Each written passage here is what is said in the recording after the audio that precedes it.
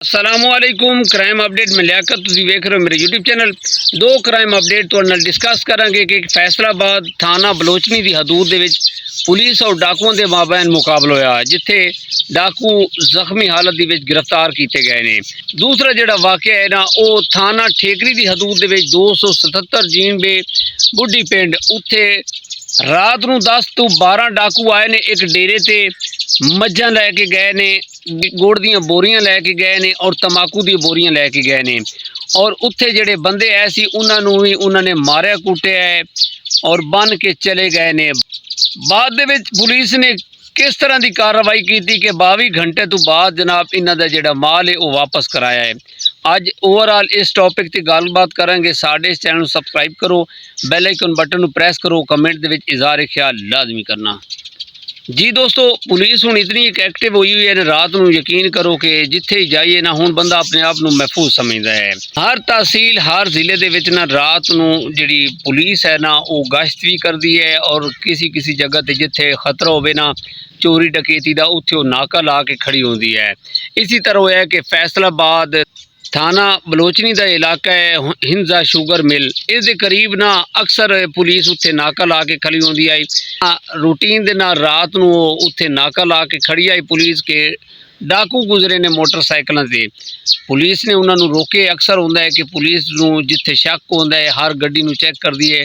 इसी तरह इन्हां मोटरसाइकिलों नूं जदों रोकण की कोशिश की है उन्होंने पुलिस पार्टी ते अंधाधुंध फायरिंग की है। पुलिस पार्टी ने अपने आप नूं बचाण कारण अपना दिफा करन कारण जवाबी कार्रवाई की है कि एक जिहड़ा ना डाकू वो जख्मी होया है और मोटरसाइकिल तो गिर गया है। दूसरे जिहड़े डाकियत है सन वो फरार होने कामयाब हो गए। इस जख्मी डाकू की जिहड़ी शनाख्त है ना वो कुछ इस तरह है कि नईम अकरम उर्फ वसीम अराई, सिकना गौसिया कॉलोनी, मामू कांजन।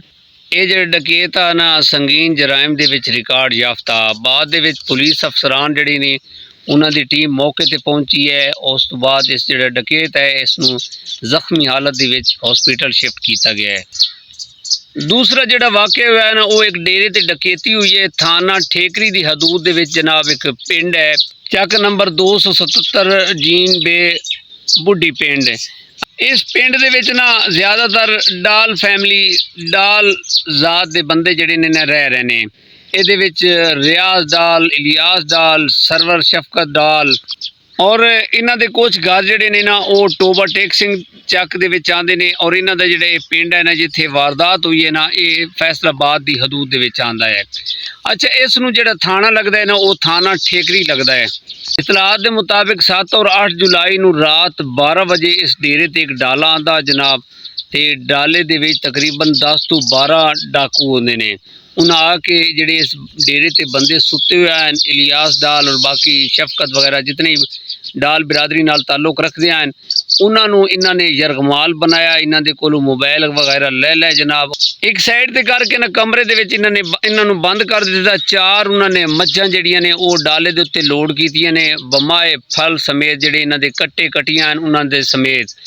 2 गट्टू जिहड़े अंदर गुड़ दे पे हैं वो रखे, 2 गट्टू तंबाकू दे रखे जनाब और 2 मोटरसाइकिल रखियां। मोबाइल जिहड़े ने वो भी 3-4 है सन। सरवर डाल जिहड़ा इन्हां दे उत्ते इन्होंने इन्होंने मारे कुटिया, इन्होंने अंदर डकिया। बाद दे विच जनाब लैके फरार होए ने ते इन्हां दी आवाज़ां सुन के जदों इन्होंने शोर वगैरह पाया तो नाल पिंड दे बंदे आए ने। उन्होंने जनाब इन्हों बाहर कढ़े 15 ते कॉल हुई। अच्छा, जदों पुलिस नूं कॉल की गई ना पुलिस की भारी नफरी आ गई। पुलिस ने जनाब छानबीन शुरू कर दी। इन्हां दे जिहड़े बंदे वगैरह से उन्होंने कोलों पूछताछ की किस तरह के बंदे आन, कितने बंदे आन।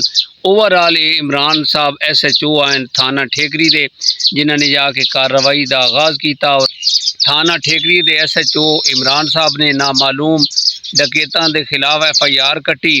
फिर जनाब उन्होंने खोजी बुलाया गया। खोजी ने जनाब इन्हों के जिहड़े खुरे ने वो महफूज कर लिते, उन्होंने उत्ते दाबड़े दिते जनाब और कार्रवाई पुलिस ने भी शुरू कर दी। CCTV कैमरे की मदद के नाल तकरीबन 22 घंटे गुजरे आए जनाब कि ये देखा जा सकता है कि ये जिहड़ा डाला है सी ये गया है कोट अब्दुल मालिक, ये वापस सुधार आया CCTV कैमरे दे विच देखा जा सकता। फौजी वाजिद साहब आए जनाब उन्होंने अपनी जिहड़ी कोशिश है ना उन्होंने जारी रखा है। तकरीबन पुलिस की मदद के नाल 22 ਘੰਟਿਆਂ ਤੋਂ ਬਾਅਦ ਜਨਾਬ ਇਹ ਜਿਹੜੇ ਜਾਨਵਰ ਹਨ ਇਹਨਾਂ ਨੂੰ ਬਾਜ਼ਿਆਬ ਕਰਵਾਇਆ। ਇਹਦੇ ਵਿੱਚ 4 ਮੱਝਾਂ ਹਨ ਤੇ 4 ਇਹਨਾਂ ਦੇ ਛੋਟੇ ਜਾਨਵਰ ਹਨ, ਕੱਟੇ ਕਟੀਆਂ। ਔਰ ਇਹ ਜਿਹੜੇ ਮਾਲਕਾਨ ਹਨ ਰਿਆਜ਼, ਸਰਵਰ, ਸ਼ਫਕਤ ਡਾਲ, ਇਲਿਆਸ ਡਾਲ, ਇਹ ਹੁਣ ਕਹਿ ਰਹੇ ਨੇ ਕਿ ਸਾਡੇ ਜਿਹੜੇ ਬਾਕੀ ਮੋਬਾਈਲ ਔਰ ਗੁੜ ਔਰ ਮੋਟਰਸਾਈਕਲ ਇਹ ਸਮਾਨ ਸਾਨੂੰ ਜਿਹੜਾ ਨਾ ਇਹ ਵੀ ਵਾਪਸ ਦਿਲਾਇਆ ਜਾਏ। ਬਾਕੀ ਮੱਝਾਂ ਵਾਪਸ ਆ ਗਈਆਂ ਨੇ। ਯਕੀਨ ਕਰੋ ਕਿ ਇਸ ਇਲਾਕੇ ਦੇ ਵਿੱਚ ਇਹਨਾਂ ਨੇ ਅਖੀਰ ਕਰ ਦਿੱਤੀ ਕਿ 22 ਘੰਟੇ ਦੇ ਵਿੱਚ ਡਕੈਤਾਂ ਨੂੰ ਜਨਾਬ ਉਹਨਾਂ ਨੇ ਟਰੇਸ ਕਰਕੇ ਉਹਨਾਂ ਦੇ ਕੋਲੋਂ ਰਿਕਵਰੀ ਕਰਵਾਈ ਹੈ। ਇਹ ਪੁਲਿਸ ਦੀ ਬੜੀ ਦੀਦਾ ਦਿਲੇਰੀ ਹੈ। ਅਸੀਂ ਖਰਾਜ ਤਹਿਸੀਨ ਪੇਸ਼ ਕਰਨਾ ਹੈ ਥਾਣਾ ਠੇਕਰੀ ਦੇ ਜਿਤਨਾ ਹੀ ਸਟਾਫ ਹੈ ਕਿ ਉਹਨਾਂ ਨੇ ਇਹਨਾਂ ਦਾ ਜਿਹੜਾ ਮਾਲ ਹੈ ਉਹ ਵਾਪਸ ਕਰਵਾਇਆ ਔਰ ਬਾਕੀ ਜਿਹੜਾ ਮਾਲ ਰਹਿ ਗਿਆ ਉਹ ਵੀ ਵਾਪਸ ਇੰਸ਼ਾਅੱਲਾ ਆ ਜਾਏਗਾ।